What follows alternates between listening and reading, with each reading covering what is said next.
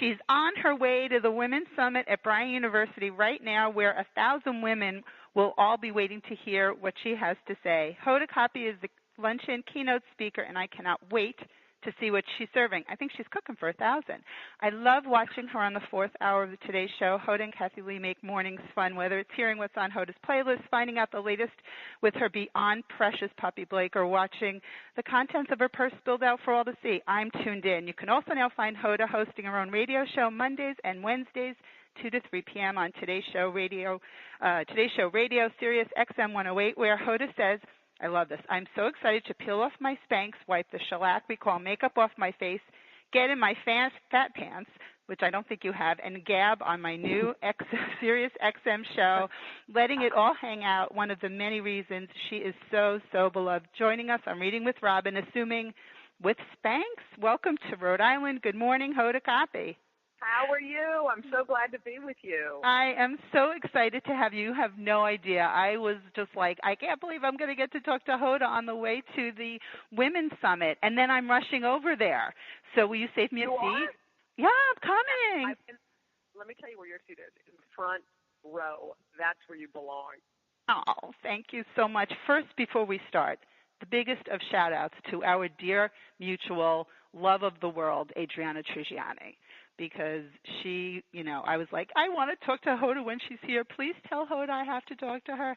She's the best, and I know we have a mutual love fest for her. So I adore her, and I also want to say that when you started talking on the radio and I was listening to you, you sound like Adri. You have a similar thing going on. I love that. Oh, my goodness. I can end my radio thing right now, and I will be very happy. Except for I have more to say to you, Hoda. Okay, I'm ready. That's the only problem. And welcome to Rhode Island. I'm so excited. I have a few goodies I'm bringing you, a few Rhode Island goodies, because I just love to bring treats. So, to entertain you on the way back to New York. How was the trip in this morning? Was it a good train ride? The ride-in was great. I hopped on the train. I hopped off the train, and I am riding on, I don't know what road we're on, but it's a good-looking one. And are you sure you're in Rhode Island, Hoda?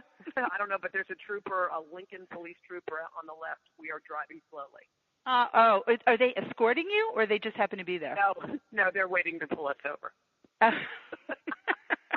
Well, you know what? There are certain ways that we discuss things with the state troopers here in Rhode Island, and since this is your first visit, you wind up getting, you get away with things. But it's a very beautiful state with a lot of charm and folklore surrounding all sorts of law enforcement. So there's a lot to catch you up on. And so I have so many things. Well, first of all, the puppy. How is Puppy Blake? Puppy Blake is awesome. He is cute as a button. Like I tell you, when I'm not around him or he's not around me, my apartment feels emptier. And my boyfriend, he wonders about the pecking order. I who's know. Who's first and who's second? I think he might know who's first.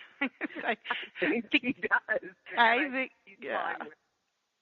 yeah, everybody's, he's just, I remember when you were talking about it and bringing the puppies on to pick. I don't even know how. I'm like, I hope every other puppy gets picked. Well, here's the thing. You always think that your life's too crowded or too busy or too full to have more in your life, whether it's a new friend or a cute guy who you met or a puppy or whatever it is. And then you realize that here's what I learned. There's always room. Mm-hmm. There's always room. Your heart is so much bigger than you think. Yeah. And once you invite them in, you can't imagine your life without them. That's beautiful, Hoda, and I agree. So this is your first dog, right? Is that right? Yeah, very first one. I'm 50 years old, first dog. I know, happy 50. Well, I have more to say about that, too. I'm a few years ahead of you, but our first dog ever is our dog, too. So I didn't grow up with one, and we never thought, until the kids wore us down, and that's a whole other story. But I can't imagine our world without Ari is our baby. Well, he'll be 13. And, he will. Oh, my God. He is like the love of my life, and I know what you're saying. When he's not, he's actually at his home away from home today. He's king of the manor at Mini Manor Kennel. They love him, and because I had stuff to do, and you need a little space, but it is too darn quiet here. I miss him. luckily his hair is everywhere. So, Right. I don't know if Blake is I got yeah. Is Blake a shedder? I don't remember that. No, he's not. He's a cockapoo. So he's a cockapoo. He keeps it all in his head. Yeah, well, yeah, so you have a whole other experience. I'm like, I give gifts. I'm like, you know what? If there's Ari's hair, it's extra love. But what you're saying is so true that your heart does when it's meeting new friends, and you think, well, we're so busy, whatever, or I don't have time for this or that. But when it speaks to you, you make the room, and then, like you just said, you can't imagine that not being in your world. And when I see those pictures of Blake, and when you're talking about him, can you even imagine that he's not in your world? It's like crazy. Yeah. I mean, he is that kind of thing. I mean, you do learn a lot of things, but yeah, it's funny how your pet or whomever can teach you so many things about life. I mean, look, at a certain point in your life, you think you know most things, but you really don't. And I really found like the people who I seem to be drawn to most in life are the ones who keep learning. Like even in my business, I came to NBC from local news, and in local news, I was kind of the one who checked everyone's scripts. I was the one they came to it for advice. How should I do the interview? Well, I write at the network, and suddenly I'm so low on the totem pole, I realize I'm almost incompetent. I don't know how to do anything. And people who've won Emmys and Gracies and Murrow Awards, and you realize that you don't know, and you have to start over and learn it all over again. And you have to learn at another level. And I remember my boss said to me, you got to work on your writing. It's not so good. You got to work on this. It's not so good. You got to work on that, all at the network. And I thought, well, at least I had my voice going for me. That's one thing I've got. So he called me one day. He goes, Hoda, I go, yeah. He goes, I need to talk to you about your voice. Oh, no. You have an awesome voice. It's the gun I had. Well, and he said, when you read stories, they're all the same. And I said, well, what do you mean? And he said, okay, well, read this line. And the line was, and then something amazing happened. He said, read it. I go, okay. So I was in his office with him. I go, and then something amazing happened. He said, punch it. I said, and then something amazing happened. He said, I didn't say it louder. I said, and I'm looking at him. I go, I don't know what you're talking about. He goes, give me the piece of paper.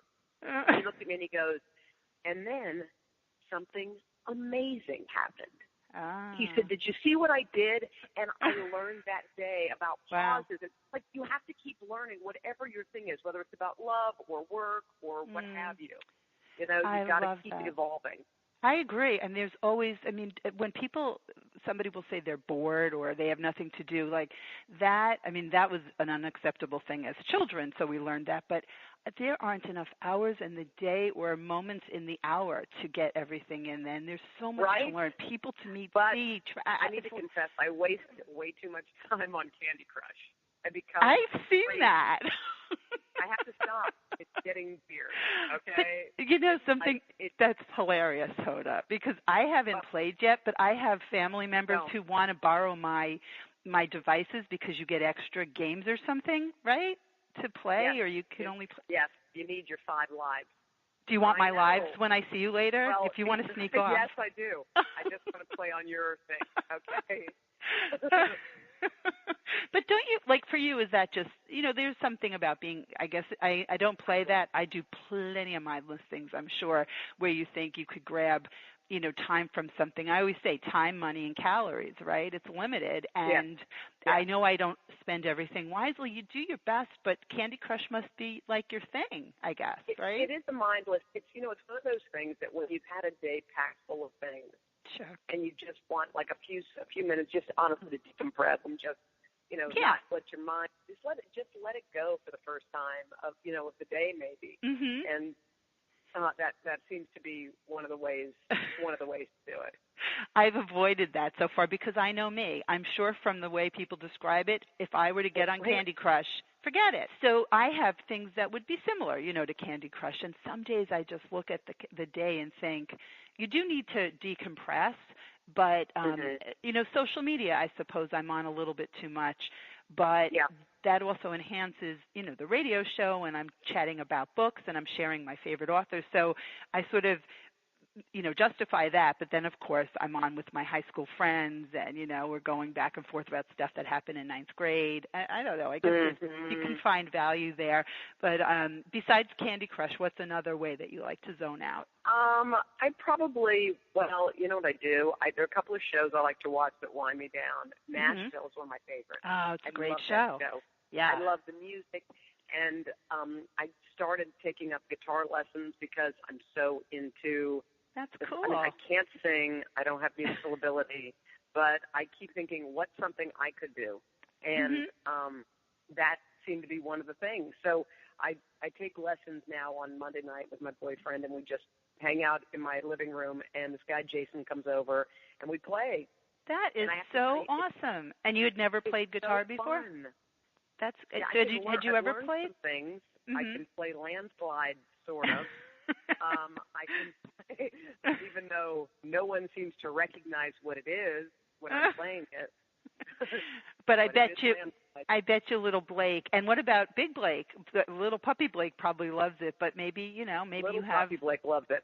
Yeah, you could have a career on The Voice. I mean, they could have you as a judge or something. You could we did have Blake Shelton on the other day, and he had a guitar with him, and I was like, oh my God, this is so exciting. He's going to play. So at the very end, he goes, okay, I think I should play a little. I go, great. And he hands me the guitar. I go, oh my God, I only know Almost Heaven, West Virginia, and it's not even good. He's like, no, that's not a dang C. You can't even get a C chord? Oh my God. It was bad. I missed that. I'll have to check that out. And you're from West Virginia, right? Or did you live there? Yes, we were raised there. We were raised in Morgantown, West Virginia, which is, such a beautiful place, by the way, to raise kids. I mean, so you're free. It's a theme song then, right? So you had to learn that. I just think it's so cool that that's something that you wanted to do, and it's a way, like you say, maybe it's not the singing, but it's a way to be. And the Hoda playlist is something we love to talk about. I love watching the show. I love seeing you get so excited about your songs, and when you and Kathy Lee go back and forth about. I'm on your side of the music team fence. Thank you. Well, Kathy Lee only likes Broadway tunes or her own songs. That's it. She's got a very short. She's got a shorter list. I love Broadway tunes. I'm a huge Broadway fan. But yeah, your music is awesome. One time Kathy Lee gave me an iPod with all of her songs on it. I think I remember that. And listen to the mistake I made. I plugged it into my computer. Oh, no. My iPod, and it erased everything and put my own songs on it again. Oh, and no. I had to confess eventually. Oh, my God. What happened? I go, they're gone into the ether. Okay. Don't call Mac help. They're just missing. That is hilarious. Well, I love watching right. I mean, because you can always blame things on technology, and often that is the case. But that is very hilarious. And music is such a great way to connect. And I know for me on the radio, my radio show, it's new back on this new station. And my first thing was, we got to get the music. We got to get the music. The music's very important. And they were like, well, let's just get in there, get the show started. I'm like, but my music, and it just doesn't feel like home without the music. That's and you and I are close in age. You grew up with those songs, and then learning what's out there. And you guys have all these great guests on, and they're bringing you songs. What's one of your favorites? I'm sorry. Well, I love a ton of I like almost all the new music. I love everything Ed Sheeran puts out. I love Uptown songs by Bruno Mars and Mark Ronson. Mm-hmm. I love Little Big Town. I love a variety of songs. But I do have to say, music is one of the few things in life that can change your mood instantly. Mm-hmm. Usually, music does it. A good drink does it. Yeah. Sometimes a run does it. There are very few things in life, I think, that literally within seconds your mood can shift. Absolutely. And that's the power of it. And I get so consumed by the songs I love. I'm constantly playing them for people, and they're like, "What is it? What are you doing?" I go, "Put this in your ear." I have my headphones. They're like, "Who are you? What are you doing?" I love that. I love the little cartoon of you with your the headphones and the Hoda's playlist. I think, and you want to share it. It's like, wait, you have to hear this. This is the best new song, ever. It's so fun. Yeah, I feel like I wrote it. I'm like, listen to the song. And they're like, you don't have anything to do with it. You don't even know her. You do. You get very proprietary about it, like it's your song. Right. And I know with my daughter, I'm like, what's that new song I love so much? And she makes me playlists, and I can give like one little piece of she can figure it out. And I'm like, that song. What song are you loving now? Well, I was just doing my playlist, and I really a big fan of Ben Folds and Regina Spektor, and and it's like one of those things when people ask me what am I reading, and I can't think of one title, and then you'd ask me like one of a lot of the stuff that's current, but I mean I put a lot of George Harrison on my show and some like 70s rock. Oh, okay. Yeah, but eclectic. But I have what are called Robin songs, and they're like sort of happy songs, and those are the ones because like Mika. Do you listen to Mika at all? They sound like Queen. I love them. But you're right. You hear a song and you think immediately. You just feel it, and it is a whole different headspace, and it is as immediate as, like you say, a drink or maybe a bite of chocolate. Yes, chocolate. You're right. I have left that off. I have some for you. I'm bringing you special Rhode Island chocolate. Are you kidding? Nope. Oh my God. I had a special delivery this morning. Thank you. You're welcome, an SOS out to one of my favorite places here in Rhode Island, Chocolate Delicacy. And I said, Marie, if you can get this done, please put it on my front steps. I'll be interviewing Hoda, and I texted my husband. He got it to the back door, so it will be in my car and on its way to the Women's Summit. That's how First of all, I can't believe that she dropped it on your front steps. See, that's why I love Rhode Island. You just said it right there. I asked her to drop it on my front step, and she did. Exactly. That's amazing. Yeah, I know, right? It isn't quite New York. Although I did grow up on Long Island, spent a lot of time in the city, so I can appreciate that. But Rhode Island, they dropped it on my front step. Awesome. Sweet. What a sweet place. Yeah, it really is a sweet place, and I'm so glad you're here, and I'm so excited to speak to you in person as well. Favorite book? Favorite book have to ask because it's Reading with Robin. Book.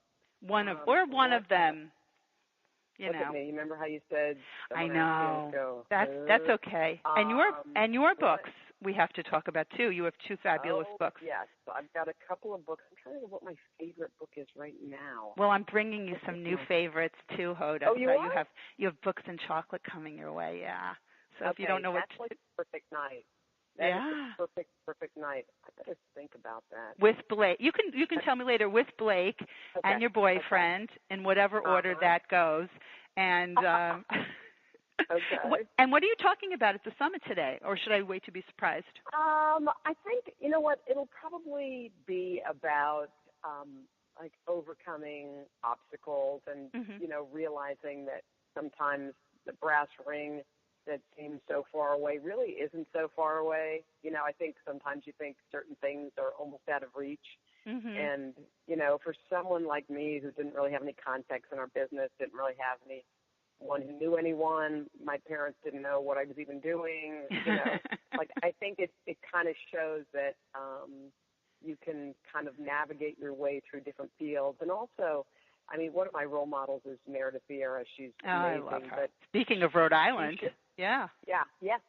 She showed and proved that nice guys and nice girls can advance in this field. And every time I watch her, and I had her on the radio show on Monday, and she is a shining example of, you don't have to step on anyone or cut anyone, to get ahead. And it's so refreshing because my personality, was similar to hers, and this is the kind of industry where you swim with the sharks, so it's refreshing to know that such a fabulous example. You can make it. So we'll talk about that in life, and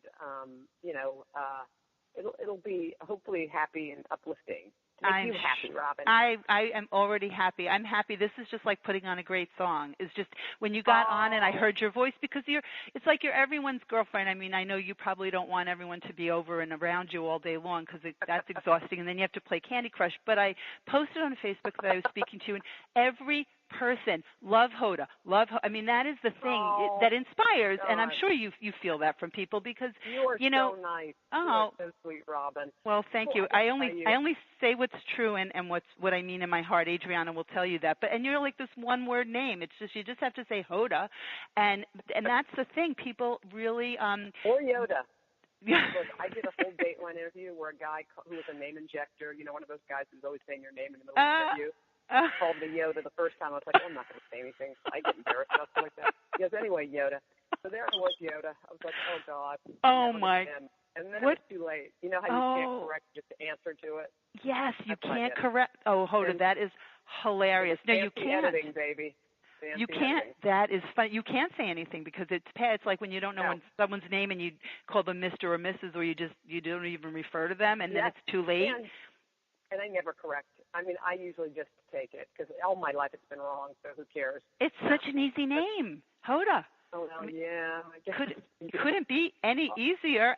But that is what you inspire. And I agree with you with Meredith. I mean, Rhode Island loves her. She comes back to do a lot of events, and she's just one of these people too, who you know, you just feels like your girlfriend, and it's very real whenever you're on or I listen to you. It's just also relatable, and you laugh at yourself, and you don't take it. I mean, and like it's not that whole thing. That is free. Yeah. Well, let me tell you, I think they're waiting for me. I should scoot up there. Okay, Hoda. Robin. This was the biggest treat. I am thrilled. I will see you soon with books and chocolate and lots of love from Rhode Island. I will find you. So much. Thank you. Okay, this was care. a treat. Bye-bye. Thanks, Hoda. Bye.